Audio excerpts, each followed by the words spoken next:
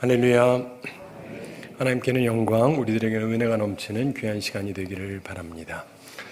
어떤 남편이 있었는데 아내한테 계속 시달리면서 살았습니다. 결혼 20주년이 됐어요. 근데 남편이 저쪽에 혼자 앉아서 훌쩍훌쩍 울고 있습니다. 아내가 이상해서 이유를 물어봤어요. 이 남자가 왜 이렇게 울고 그래? 그랬더니 남편이 그러더랍니다. 옛날 생각나서 그래. 우리 연애할 때 당신 아버지가 만약에 날더러 결혼하지 않으면 나를 강간죄로 고소해서 20년 옥살이 시키겠다고 하시던 그 말씀이 기억나서 울어 그러더랍니다. 그때 아내가 뭐 20년 전 일 갖고 그러느냐? 그랬습니다. 그랬더니 남편이 그러더랍니다. 지금 생각해보니까 그때 그냥 감옥에 갈 걸 그랬어. 그때 갔으면 오늘 출감하는 날인데. 그러더랍니다. 오늘은 심판에 대한 말씀을 나눕니다. 우리가 섬기는 하나님, 두 번째 시간으로 심판자 하나님에 대해서 나눕니다. 주를 기쁘시게 하라, 이런 표로 올해를 시작했습니다. 우선 하나님을 기쁘시게 하기 위해서 우리가 그분이 어떤 분인지를 제대로 알아야 됩니다. 따라서 우리가 섬기는 하나님, 이런 주제를 가지고 지난주에 창조자라는 제목으로 말씀을 나눴습니다. 하나님께서 말씀으로 세상을 창조하셨고 우리가 말씀에 순종하면 새로운 질서가 확립이 되고 그 후에 참된 안식과 복을 누리게 된다고 말씀드렸습니다. 저는 지난 주간 이 말씀을 체험하면서 살았습니다. 여러분 어떠셨는지 모르겠는데 오늘은 우리가 섬기는 하나님 두 번째 시간으로 심판자, 이런 제목으로 말씀을 나누겠습니다. 이것은 듣기에 따라서는 그리 듣기 좋은 내용은 아니라고 볼 수도 있긴 한데 그렇지만 굉장히 중요한 내용입니다. 하나님께서는 심판자이십니다. 그것은 성경 처음부터 성경 마지막까지 지속적으로 나타나는 아주 중요한 하나님에 대한 관념입니다. 심판자 하나님에 대한 분명한 이해, 이것은 우리가 하나님을 기쁘시게 하는 자가 되기 위해서 꼭 필요한 이해입니다. 우선 우리는 성경책 안에서 가장 먼저 있는 창세기, 그리고 가장 마지막에 있는 요한계시록 속에서 중요한 하나님의 심판자의 모습을 찾아볼 수 있습니다. 우선 창세기 3장 19절에 보면 하나님께서 아담이 선악과를 따먹은 후에 내리시는 심판의 말씀 중에 일부를 보게 됩니다. 창세기 3장 19절 함께 읽어보겠습니다. 내가 흙으로 돌아갈 때까지 얼굴에 땀을 흘려야 먹을 것을 먹으리니 내가 그것에서 취함을 입었음이라. 너는 흙이니 흙으로 돌아갈 것이니라 하시니라. 아멘. 이것은 하나님의 심판의 말씀입니다. 첫사람 아담에게 하신 심판의 선언입니다. 너는 흙이니 흙으로 돌아갈 것이니라. 이게 무슨 뜻입니까? 너 죽는다, 이 말입니다. 죽음의 선언입니다. 우리 모두 다 죽죠. 그게 하나님의 심판 때문입니다. 죄로 인해서 사람의 필경은 죽게 됩니다. 아담 이후에 모든 사람이 죽습니다. 이것은 하나님께서 심판자라고 하는 것을 우리에게 가르쳐 주는 것입니다. 그 다음 성경의 마지막 책 요한계시록 20장 11절부터 15절, 오늘 본문 말씀을 살펴보시기 바랍니다. 마지막 날, 최후의 심판날에 대한 말씀인데 11절에서 말씀하죠. 또 내가 크고 흰 보좌와 그 위에 앉으신 이를 보니 땅과 하늘이 그 앞에서 피하여 간데 없더라. 그 흰 보좌, 백보좌 심판을 얘기합니다. 12절 함께 읽어보겠습니다. 또 내가 보니 죽은 자들이 큰 자나 작은 자나 그 보좌 앞에 서 있는데 책들이 펴 있고 또 다른 책이 펴졌으니 곧 생명책이라. 죽은 자들이 자기의 행위를 따라 책들에 기록된 대로 심판을 받으니. 아멘. 특별히 생명책이 보입니다. 그리고 행위를 따라서 책들이 기록되어 있다고 말씀합니다. 13절에서 말씀합니다. 바다가 그 가운데에서 죽은 자들을 내주고 또 사망과 음부도 그 가운데에서 죽은 자들을 내주며 각 사람이 자기의 행위대로 심판을 받고, 바다에 빠져 죽은 사람들조차도 다 나오게 됩니다. 각 사람이 자기 행위대로 심판을 받는다고 성경은 말씀합니다. 14절 함께 읽어보겠습니다. 사망과 음부도 불못에 던져지니 이것은 둘째 사망 곧 불못이라. 아멘. 둘째 사망을 말씀합니다. 죽음도 음부도 불못에 던져집니다. 15절 함께 읽어보겠습니다. 누구든지 생명책에 기록되지 못한 자는 불못에 던져지더라. 아멘. 여러분 이름이 생명책에 기록되지 못했다면 불못 지옥에 던져집니다. 성경 말씀입니다. 사람이 범죄했습니다. 그래서 모든 사람이 죽습니다. 근데 그러면 끝이냐? 아닙니다. 마지막 심판날이 또 있습니다. 하나님의 말씀은 둘째 사망이 있다고 분명하게 말씀합니다. 구약에서 말하는 음부하고는 다른 곳이 존재합니다. 음부도 집어던진다고 했으니까요. 불못이 존재합니다. 바로 그 불못에 던져집니다. 우리는 그것을 흔히 지옥이라고 말하는데 사실은 지옥이라기보다 불못입니다. 자, 그러면 우리가 흔히 얘기하는 지옥, 여기 누가 가느냐? 믿지 않는 사람, 그리고 몇 가지 문제 있는 자들이 갑니다. 요한계시록 21장 8절에서 설명을 하고 있습니다. 그러나 두려워하는 자들과 믿지 아니하는 자들과 흉악한 자들과 살인자들과 음행하는 자들과 점술가들과 우상숭배자들과 거짓말하는 모든 자들은 불과 유황으로 타는 못에 던져지리니 이것이 둘째 사망이라. 자, 이것은 역시 하나님께서 심판자라고 하는 것을 가르쳐 줍니다. 여호와의 증인 같은 이단들, 하나님이 심판자라는 걸 빼버렸습니다. 따라서 이런 자들은 더 큰 심판을 받게 됩니다. 요한계시록 22장 19절에서 만일 누구든지 이 두루마리의 예언의 말씀에서 제하여 버리면 하나님이 이 두루마리에 기록된 생명나무와 및 거룩한 성의 참여함을 제하여 버리시리라 이렇게 분명히 말씀하셨습니다. 듣기 좋은 말만 골라서 듣고 불못 같은 곳은 싫다, 그래서 빼버린다, 이런 사람은 절대로 천국에 가지 못합니다. 제하여 버림을 받게 됩니다. 하나님을 여러분 제대로 알고 제대로 믿으셔야 됩니다. 하나님은 창조자입니다. 동시에 심판자이십니다. 다음 주에 구원자 하나님에 대해서 말씀을 나누겠습니다. 그때는 은혜로운 말씀을 기대하셔도 좋습니다. 그러나 하나님께서 먼저 심판자라고 하는 사실을 우선 잊지 마셔야 됩니다. 우리는 하나님을 제대로 알고 믿어야 하는 것입니다. 자, 그러면 하나님께서 심판자라고 하는 사실, 즉 재판장이라는 사실에 기초적으로 담겨진 사상이 있습니다. 기독교의 중요한 사상이라고 할 수 있는데 두 가지 기초가 담겨 있습니다. 뭐라고 생각하십니까? 가장 중요한 첫 전제는 의에 대한 관념입니다. 의. 하나님께서는 의로운 분이다라고 하는 관념이 있습니다. 하나님께서는 의로우신 분이시고 불의를 용납하지 아니하신다. 그런 뜻이 그 기초에 담겨져 있는 것입니다. 바로 이것 때문에 잘못된 기복신앙이 비판을 받는 것입니다. 하나님은 창조자로서 우리에게 안식과 복을 주시기를 분명히 원하신다고 지난주에 말씀을 드렸습니다. 따라서 우리가 하나님 안에서 그리스도 안에서 안식과 복을 누리기를 원하는 것은 마땅한 것이고 반드시 누려야 할 부분입니다. 그런데 거기에는 의로운 삶이 전제되어 있다는 것을 오늘 심판자 하나님을 통해서 우리가 배우게 되는 것입니다. 악하게 살고 나쁜 짓 골라 하고 그리고도 안식과 복을 누리겠다. 이건 있을 수 없는 것입니다. 교회만 다니면 된다. 천만의 말씀입니다. 바로 이것이 기독교의 기초입니다. 의로운 삶에 안식과 복이 있다는 것이 기독교 사상입니다. 따라서 잘못된 기복신앙, 즉 세속에 물들어 살면서 모든 부정과 부패에 빠져 살고 악을 행하는 삶을 살면서도 복을 달라고 비는 것은 잘못된 것이고 무엇보다도 하나님을 기쁘시게 하는 것이 아니라 성령을 근심케 하는 것이라는 것을 우리는 기억해야 하는 것입니다. 사람들은 이런 메시지를 좋아합니다.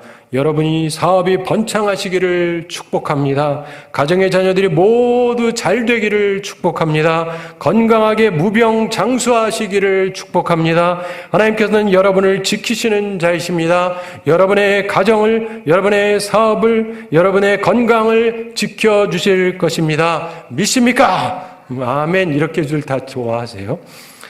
근데 그게 잘못되었다는 게 아니고 그러고 끝나는 게 문제입니다.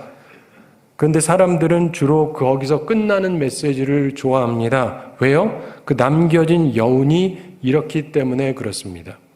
당신이 무슨 짓을 하더라도 딱 이런 느낌이 남기 때문이에요.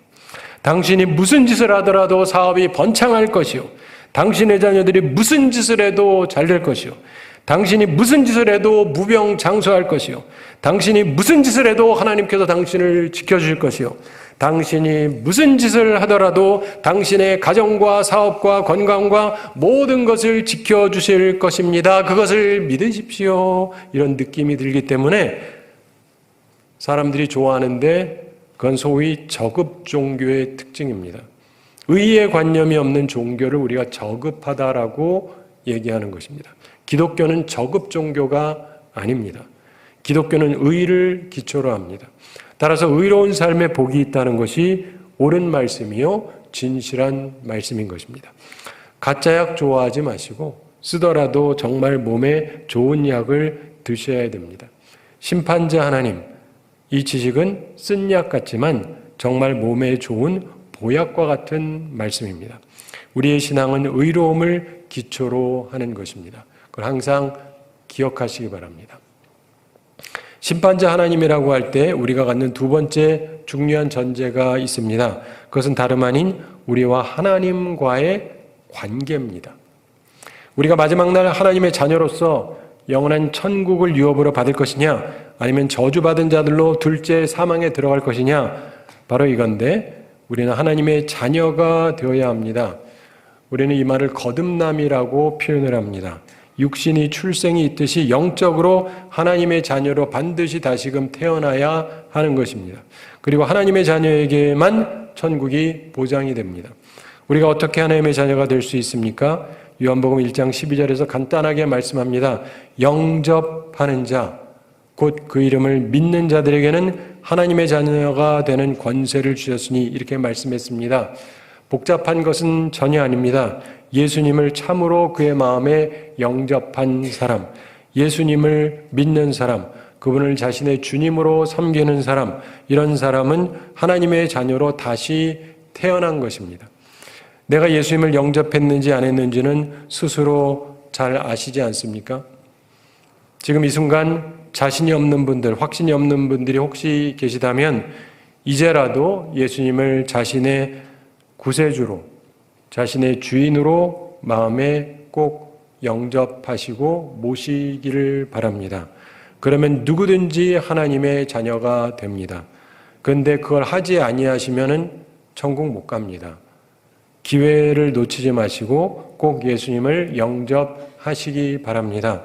심판날 중요한 것은 하나님과의 관계성에 의해서 결정이 되기 때문에 그런 것입니다. 자, 그런데 그렇다면 그 관계의 진실성 여부가 판명이 될까요? 이건 중요한 것입니다. 요즘에 어떤 사람이 누군가의 친자인지 조사하기 위한 의학적인 방법들이 있습니다. 그런데 과연 그 사람이 진정 하나님의 자녀인가 아닌가, 천국에 갈 사람인가 그렇지 않은가 측정할 수 있는 방법이 있을까요? 감사한 것은 오늘 본문 마태복음 24장 42절부터 51절에 있는 말씀에서 예수님께서 분명하게 설명해 주고 계십니다. 예수님께서 직접 하신 말씀이에요. 그러니까 하나님께서 인정하실 자식이냐 아니면 가짜냐, 그것을 결정해 줄 결정적인 근거에 대한 말씀입니다. 그것은 어떤 신비한 체험에 근거한 것이냐, 아니면 특별한 성령 은사에 근거한 것이냐? 아닙니다.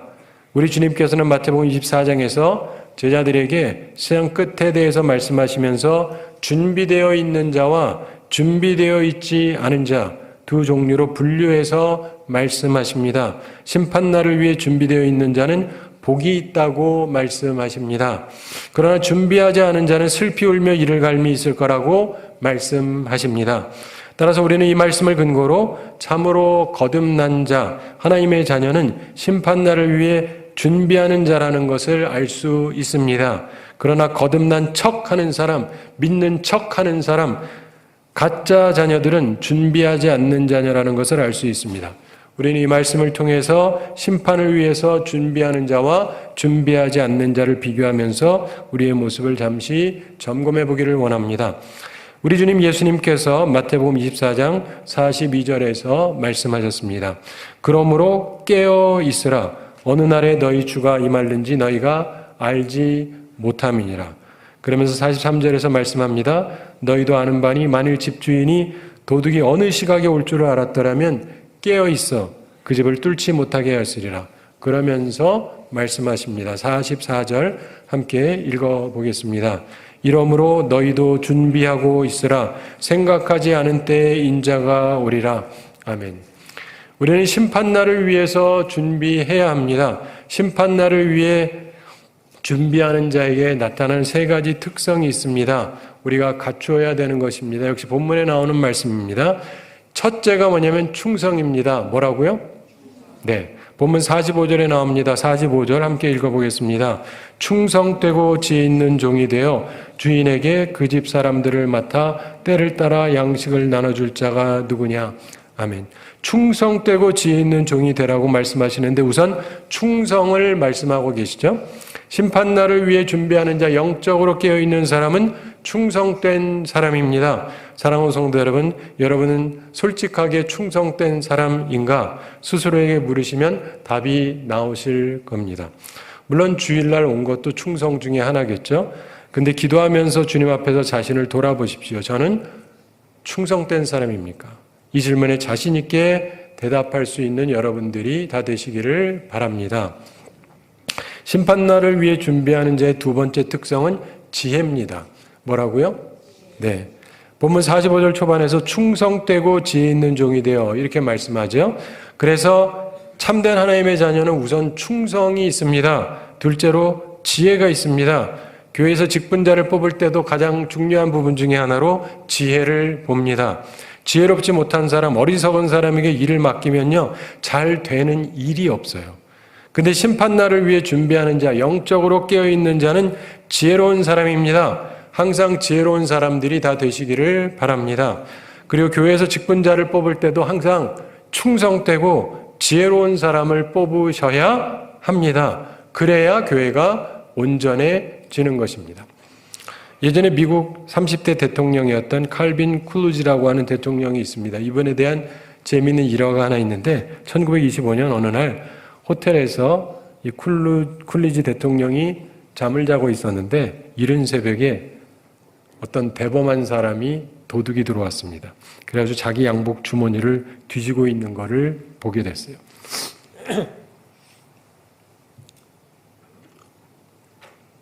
대통령이 부드럽고 조용한 음성으로 그 주머니 시계는 자기한테 특별히 기념되는 것이니까 가져가면 안 된다 이렇게 말했습니다. 근데 도둑이 놀라가지고 쳐다보니까 대통령이 그에게 말을 걸었습니다. 알고 봤더니 대학생이에요, 대학생. 근데 놀러 왔다가 호텔비가 없어요. 그리고 학교로 돌아갈 여비도 없고 그래가지고 그랬다는 거예요. 대통령이 자기 지갑을 꺼내서 그 당시로는 큰 돈인 32달러를 그에게 주면서 말했습니다. 주는 게 아니라 빌려주는 거다. 빌려주는 거니까 앞으로 꼭 갚아라. 그랬습니다. 그리고 나갈 때 경호원한테 들키지 않게 잘 나가라. 이렇게 말해줬답니다. 참고로 나중에 이 청년이 대통령에게 빌린 돈을 갚았다고 합니다. 재밌죠? 여기서 우리는 미국 대통령의 지혜를 볼 수 있습니다. 사랑하는 성도 여러분, 여러분은 지혜로운 사람입니까? 스스로에게 물으시면 아마 답이 나올 겁니다. 기도하면서 주님 앞에서 자신을 돌아보시기 바랍니다. 주님, 저는 지혜로운 자입니까? 지혜로운 사람은요, 문제를 잘 풀어요. 이해가 되세요? 지혜가 없는 사람은 문제를 하나도 못 풀어요. 지혜로우면 다 풀어요. 여러분은 문제가 있으면 다 푸세요? 네. 다 풀 수 있는 사람인가?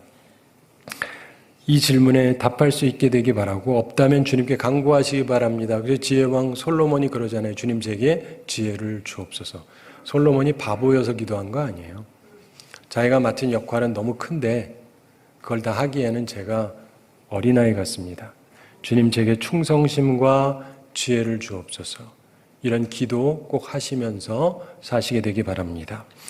심판날을 위해 준비하는 자의 세 번째 특성이 있습니다. 봉사입니다. 말씀 봉사. 본문 45절에서 충성되고 지혜 있는 종이 되어 주인에게 그 집 사람들을 맡아 때를 따라 양식을 나눠줄 자가 누구냐 이렇게 말씀합니다. 주인에게 그 집 사람들을 맡아 때를 따라 양식을 나눠줄 자 이렇게 말씀하는데, 이것은 봉사를 얘기하지 않습니까? 주님을 위해서 다른 사람을 향한 봉사를 하는데 특별히 중요한 것은 영적인 양식, 즉 말씀입니다. 그래서 말씀을 잘 나누는가? 저는 말씀 준비하려고 항상 노력하는데 봉사의 정신이 없는 사람은 교회에서 직분을 맡으면 그들은 교만해지고 군림하려고만 합니다. 근데 심판날을 위해서 준비하는 자, 영적으로 깨어있는 자는 군림하는 자가 아니고 봉사하는 사람입니다. 때를 따라 양식을 나누어 주는 자가 되시기 바랍니다. 여러분은 계속해서 전도하시죠? 네, 하셔야 돼요.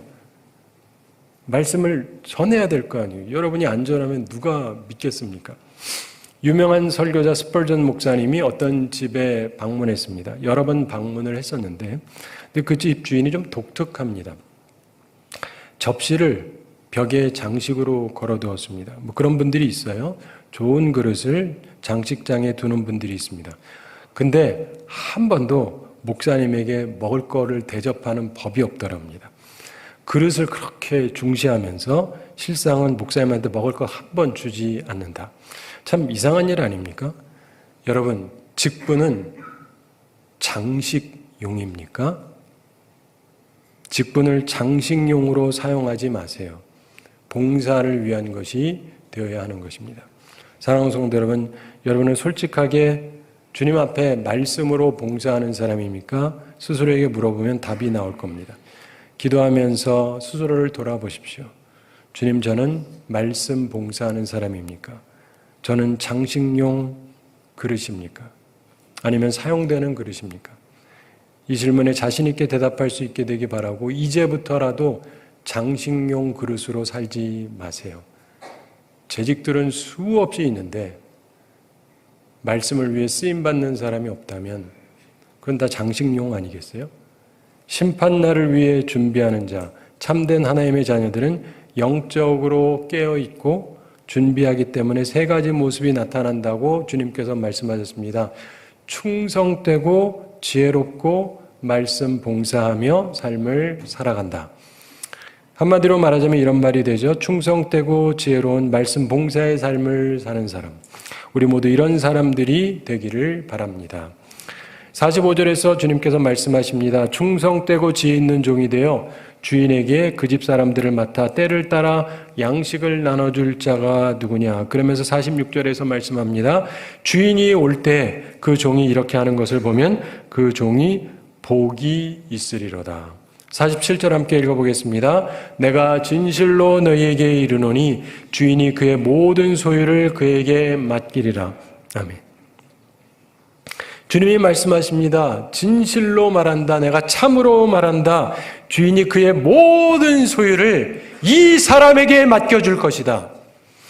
주님께서 자신의 모든 소유를 맡기겠다고 말씀하십니다. 충성되고 지혜롭고 말씀에 봉사하는 사람에게. 이런 사람들로 주님께 평가받는 우리 모두가 되기를 바랍니다. 자, 근데 이와는 달리 준비하지 않는 자도 있습니다. 영적으로 잠자는 자들입니다. 이들에게 세 가지 특성이 나타납니다. 우리가 그렇지 않은지 조심해 봐야 되는데 첫째가 뭐냐면 착각입니다. 착각. 무슨 착각이요? 시간이 많다는 착각입니다. 시간이 더 있다. 본문 48절 함께 읽어보겠습니다. 만일 그 악한 종이 마음에 생각하기를 주인이 더디 오리라 하여. 주인이 천천히 올 거다. 다시 말해서 시간이 아직 있다. 이렇게 착각한다는 것이 예수님의 설명입니다. 여러분 유명한 이야기로 잘 아시겠습니다만은 마귀들이 모여서 회의를 했다 그러죠. 사람들을 미혹하기 위해서 내린 최고의 좋은 전략이 뭔지 아십니까? 다음에 혹은 좀 있다가 이게 전략이에요. 열심히 믿자. 다음에 조금만 더 있다가 열심히 믿자.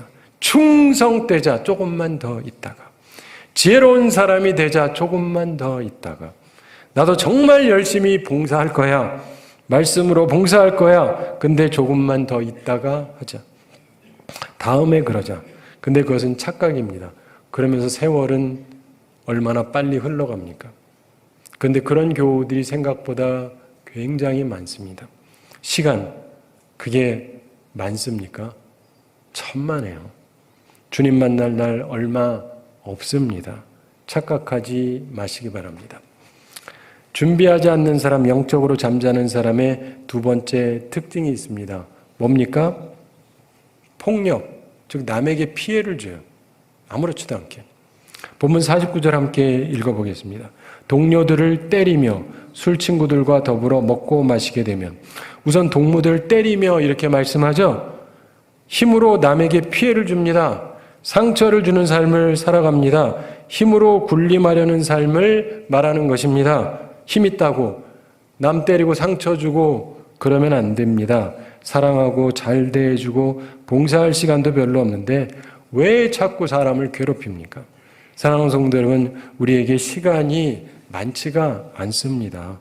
상처를 싸매주고 사랑할 시간도 없는데 남에게 자꾸 상처 주는 삶 살면 안 됩니다. 스탑하세요. 준비하지 않는 사람, 영적으로 잠자는 사람의 세 번째 특성이 있습니다. 49절 후반에서 말씀하죠. 뭘까요? 술 친구들하고 먹고 마시며 즐기는 것입니다. 본문 49절 후반에서 술 친구들과 더불어 먹고 마시게 되면 이렇게 말씀합니다. 제가 만든 말이 아니에요. 예수님의 말씀입니다. 짧은 인생에서 술 친구들로 더불어 먹고 마시면서 시간을 보내는 것, 이것은 참으로 어리석은 일입니다. 예수님의 말씀입니다. 이런 사람의 결국은 어떻습니까? 본문 50절에서 말씀합니다. 생각하지 않은 날, 알지 못하는 시각에 그 종의 주인이 이르러. 51절 함께 읽어보겠습니다. 엄히 때리고 외식하는 자가 받는 벌에 처하리니 거기서 슬피 울며 이를 갈리라. 아멘. 사랑하는 성도 여러분, 착각하지 마세요. 시간이 많다고, 다음에 주님 위해 힘쓰겠다고 착각하지 마세요. 그리고 남 찾고 상처 주지 마세요. 또한 술 친구들하고 어울리고 먹고 마시고 그러지 좀 마세요. 그러다가 주님께서 경고하신 것처럼 슬피 울며 이를 가는 그런 결말에 도달하지 마시기를 진심으로 권고드립니다. 혹시 그런 분이 계시다면 지금 회개하시기 바랍니다. 그리고 오늘부터 이제는 새로운 삶을 사시기 바랍니다. 천국 가야 되지 않겠습니까? 말씀을 마치기에 앞서서 심판에 관해서 잊지 말아야 될 중요한 한 가지를 여러분에게 말씀드리기를 원합니다. 그것은 심판의 확실성입니다. 심판의 뭐요? 확실성. 심판은 확실하게 있습니다. 이건 두 가지 차원에서 다른 적용점이 있는데, 하나는 자신에 관한 것이고 다른 하나는 남에 관한 것입니다. 심판자 하나님을 참으로 알고 믿는 자에게 적용되는 점인데, 우선 자신에 관한 심판의 확실성을 믿으면 어떻게 되는지 아세요? 사람이 의롭게 살게 됩니다. 지옥에 갈 수는 없잖아요. 따라서 자기 멋대로의 삶, 불의한 삶에서 벗어나게 됩니다. 맨날 거짓말이나 하고 이렇게 안 살게 돼요. 그럼 지옥 가는데. 따라서 자신에 대한 심판의 확실성을 정확히 이해하는 건 굉장히 스스로에게 유익한 것입니다. 두 번째로 심판의 확실성에 대한 두 번째 적용은 남에 관한 심판의 확실성입니다. 남에 관한 심판의 확실성을 믿으면 어떻게 되는지 아세요? 그게 없으면 세상 살면서 보면 열 참 많이 받습니다. 화 참 많이 나요. 왜요? 저 사람은 왜 저러고도 멀쩡하냐? 이러는 걸 보면서 사람들이 자꾸 화가 나요. 그런데 남에 대한 심판의 확실성을 믿으면 열을 덜 받습니다. 왜요? 심판이 있을 거라고 믿으니까요. 사람이 감정이 있습니다. 그래서 이상한 것을 보면 화가 나는 게 정상입니다. 그러나 분노의 열기가 여러 달이 지나도 식지 않고 타오르는 사람은 분명하게 잘못된 사람입니다. 왜요? 심판자 하나님을 정말 제대로 알고 믿지 않고 있다는 증거니까요. 하나님을 정확하게 믿고 있으면 분노가 삭혀지게 되어 있답니다. 큰 심판이 기다리고 있다는 것을 알기 때문입니다. 눈앞에 보이는 것만 가지고 판단하지 않게 됩니다. 특별히 남에 관한 심판의 확실성을 기억하면 예수님 말씀이 이해가 됩니다. 너희 원수를 사랑하며 너희를 핍박하는 자를 위하여 기도하라. 이렇게 말씀하셨습니다. 심판의 확실성을 꼭 믿으시기 바랍니다. 그러면 여러분 열을 덜 받습니다.